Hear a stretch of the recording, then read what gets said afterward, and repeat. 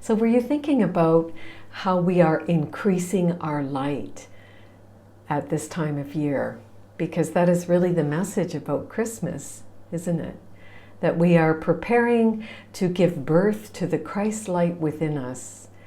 Although that Christ light is in us already, but we could say it's the second coming because we are becoming aware of it. We are opening our hearts and our minds to be that light that we are. Created in the image and likeness of God, we are the Immaculate Concept. Have you ever heard that term before, the Immaculate Concept? I think it's a short version of the Immaculate Conception, but the Immaculate Concept is that you are a divine blueprint of God, the Creator. So you are the Immaculate Concept, born out of the mind of God to be that light in the world. I think that's so beautiful, isn't it? The Immaculate Concept. And you know, it reminds me of a movie I just watched. I want to share it with you. I remember as a little girl, maybe some of you saw it. I love the movie, The Song of Bernadette. And I saw that movie when I was maybe 8 years old. I think the movie was produced in 1947, something like that. And I saw it when I was about 8. And it left such an impression on my heart. And the other day, it dawned on me to watch The Song of Bernadette again. You can find it on YouTube, the full version. It's a long movie. It's about 2 hours. And keep in mind that it's, an old movie, but I love the message of the movie. So Saint Bernadette was a young girl who had a mystical experience of, it was an apparition of the Blessed Virgin at Lourdes in France. And the last thing, I won't give the movie away, but the last thing that Bernadette said before she left her physical body was, "I love you." And to this light who said to her, "I am the Immaculate Conception," and it was the Blessed Mother. And I think it's a wonderful time to acknowledge and to be in devotion to the Mother, because it is through the Mother that all things are born. It is through the light in the heart of the Divine Mother, Blessed Virgin Mary, that Jesus the Christ was born. She was his teacher, his mother. She was his everything. And what a perfect time of year to remember the feminine, the Divine Mother that needs to be birthed in each of us. It is the divine light. It is through the divine light, the Immaculate Concept, the blueprint, that we give birth to the Christ light within us. So that light is really mystical, isn't it? It's just so beautiful when you light a candle and you stare into the flame of the candle.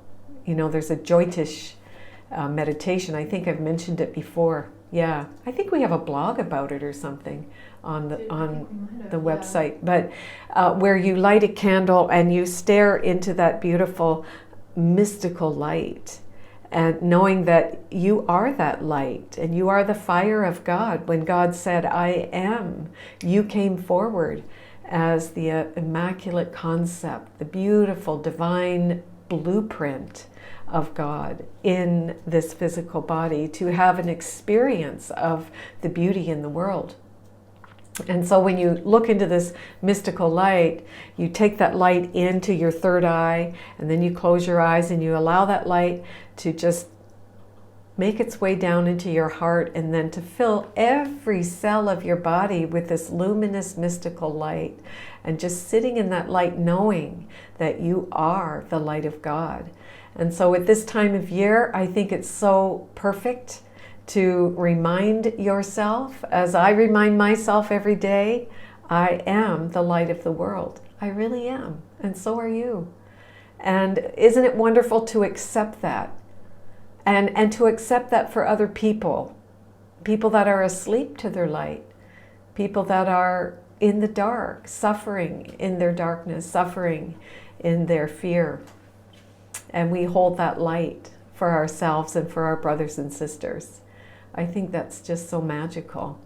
And so this time of year, I think for everyone, it doesn't matter the religion you are, there's something about this story of the birth of the Christ child, which is just a metaphor for that light, the second coming, of the mystical light within us that illumines our entire being. So we could think of this time of year, the Christmas Advent, these 4 weeks before Christmas, as preparation and an increasing of the light within us. So I started by lighting the first candle that we lit. We didn't last week. I didn't have my wreath yet, but we got the wreath. And so we lit the candle just now, and that is the first candle representing hope. And it's not for hope, hope for material things. It's for spiritual hope, that we maintain our faith and our trust in the light, in this divine pattern that is within us as emanations of the one God. We maintain spiritual hope, that we never lose sight of truth, that I am what God made in His image and likeness. So there it is, that first candle of hope. We are increasing our light. So we're going to light the second candle. So I'm going to light that second candle, and then we're going to go into a meditation on the mystical substance of light. So just think about how you could really benefit by increasing your light, expanding your consciousness. Like I said last week, if God is the ocean, you don't want to go to the ocean with a teacup. You want to go to the ocean, fully expanded, saying, here I am, God. Fill me up. I am open to receive all that you are. So think about that, where you are holding yourself back from being the fullest expression of God in you. Where do you hold yourself back? And don't do that anymore.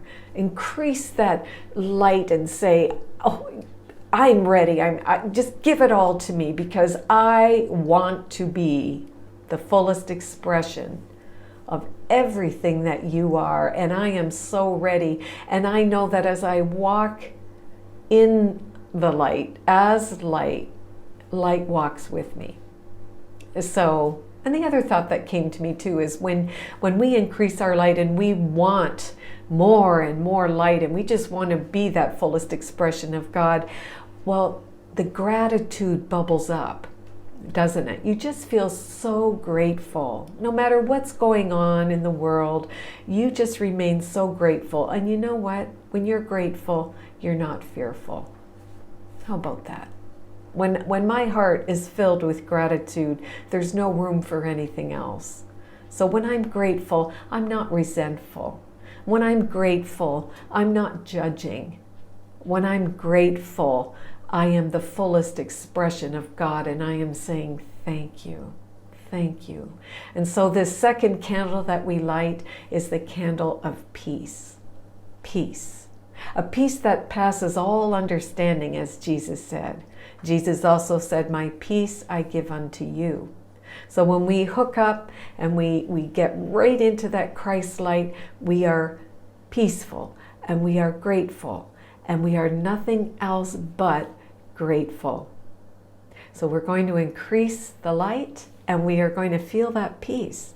So let's light the second candle.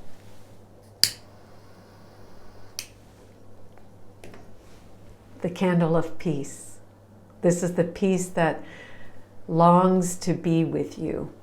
It's in you, but maybe you ran away from peace because you wanted something else that you thought might bring you peace. Hi, Michael. But we're not going to run away from peace. We're going to bask in this mystical substance of light and feel this peace like a waterfall of love just rolling over us.